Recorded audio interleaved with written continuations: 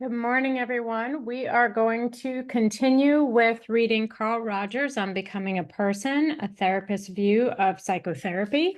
The last reading we read up to 172, and so now we are going to be starting from toward being complexity on the middle of 172, middle top, and then we're going to keep going for a few more pages. So toward being complexity. It also involves being a complexity of process. Perhaps an illustration will help here. One of our counselors, who has himself been much helped by psychotherapy, recently came to me to discuss his relationship with a very difficult and disturbed client. It interested me that he did not wish to discuss the client except in the briefest terms. Mostly, he wanted to be sure that he was clearly aware of the complexity of his own feelings in the relationship, his warm feeling towards the client, his occasional frustration and annoyance, his sympathetic regard for the client's welfare, a degree of fear that the client might become psychotic, his concern as to what others would think if the case did not turn out well. I realized that his overall attitude was that if he could be, quite openly and transparently, all of his complex and changing and sometimes contradictory feelings in the relationship, all would go well. If, however, he was only part of his feelings and partly facade or defense, he was sure the relationship would not be good. I find that this desire to be all of oneself in each moment, all the richness and complexity, with nothing hidden from oneself and nothing feared in oneself.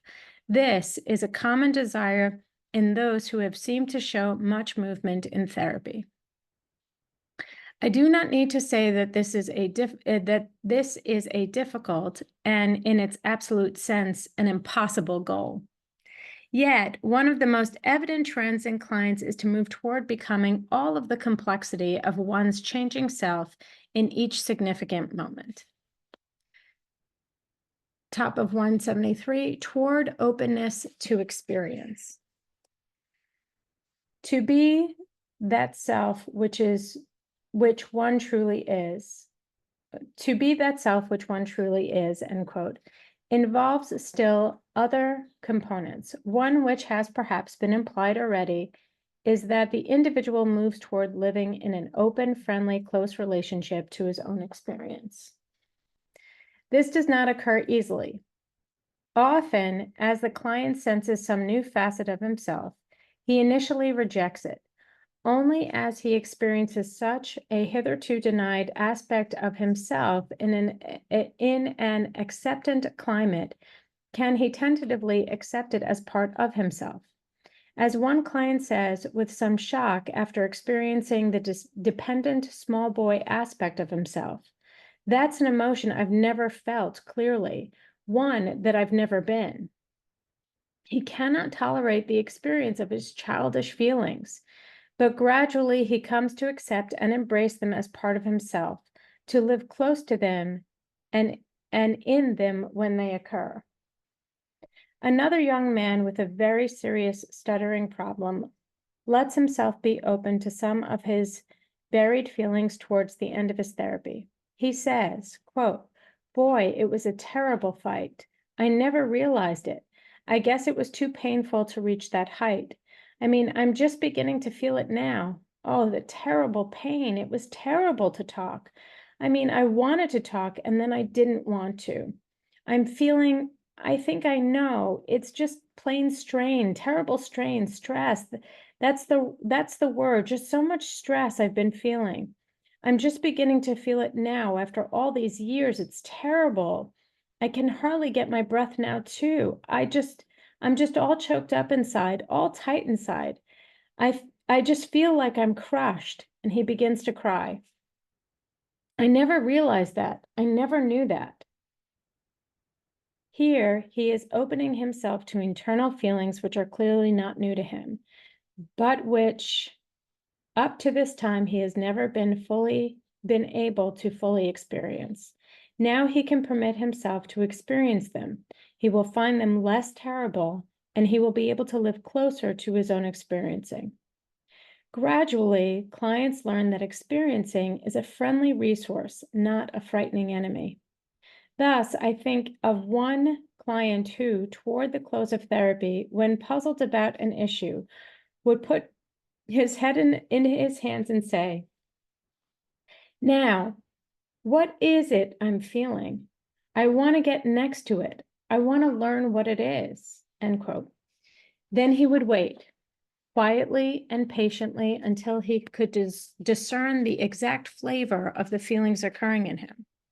Often I sense that the client is trying to listen to himself, is trying to hear the messages and meanings which are being communicated by his own physiological reactions.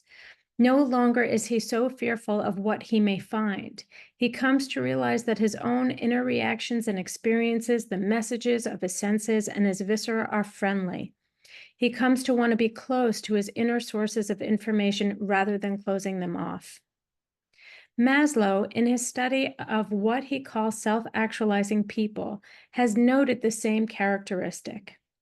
Speaking of these people, he says, quote, "Their ease of penetration to reality, their closer approach to an animal-like or childlike acceptance and spontaneity imply a superior awareness of their own impulses, their own desires, opinions, and subjective reactions in general."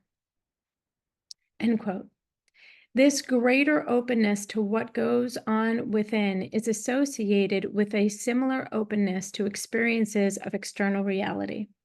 Maslow might be speaking of clients I have known when he says, self-actualized people have a wonderful capacity to appreciate again and again, freshly and naively, the basic goods of life with awe, pleasure, wonder, and even ecstasy, however stale these experiences may be for other people.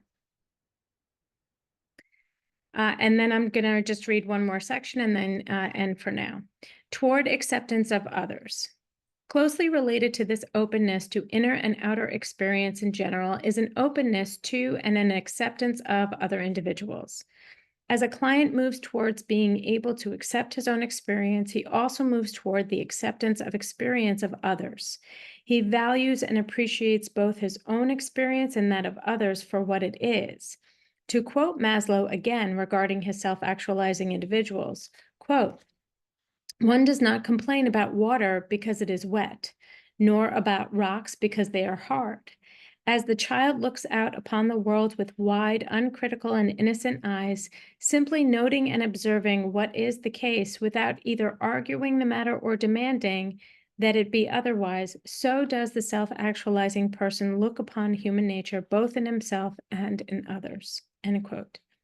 The acceptant attitude towards that which exists, I find developing in clients in therapy.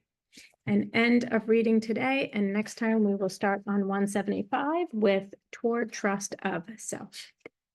Have a great day, everyone.